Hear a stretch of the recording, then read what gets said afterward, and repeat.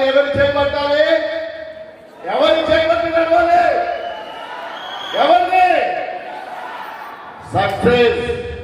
Success అయి బిడ్డ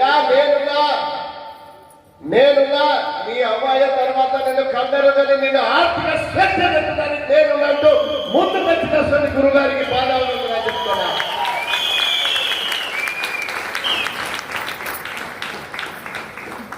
sir ఒక్కటి గుర్తుపెట్టుకోవచ్చు, మనిషి మారాలి. మనిషి మారితేనే మనిషి తన రాత మారుతుంది. మనిషి ఎప్పుడైతే నేనే పోటుగాని అనుకుంటా, నేను తెలుసుకునేది ఇంకా చాలా ఉన్నదని ఎప్పుడైతే నువ్వు అనుకుంటావు మిత్రమా, అప్పుడే నీ విజయం నీ యొక్క పరిగెత్తుకుంటూ వస్తుంది. ఎప్పుడు వరకైతే నేను ఈగోగా ఫీల్ అవుతావో, ఎప్పుడైతే నేనే తోపు అనుకుంటావో, అది నీ పతనానికి దారి తీస్తుంది. నీ ఎదుగుదలకు అది ఏం చేస్తుంది? అడ్డ కట్టేసి నీ ఎదుగుదలని ఆపేస్తుంది. కాబట్టి మిత్రులారా, ఒక్కటే నేను చెప్పేది ఒకటి ఏంటంటే, మనం ప్రతి ఒక్కళ్ళ కూడా ఎదగాలి. ఓకే, ఇప్పుడు ఇక్కడ ఉన్నటువంటి వ్యక్తులలో చాలా గొప్ప వ్యక్తులు ఉన్నారు, జాబ్ చేసిన వ్యక్తులు ఉన్నారు, రిటైర్డ్ అయిన వ్యక్తులు ఉన్నారు, చాలా కోట్లాధిపతులు కూడా ఉన్నారు.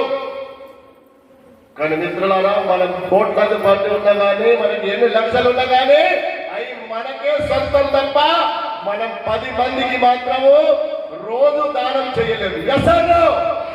లాస్ట్ నీకు అన్ని ఉన్నాయని నేను రోజు దానం చేసుకుంటా పోతే నీ దగ్గర లాస్ట్ ఏం మిగిలిందో తెలుసా?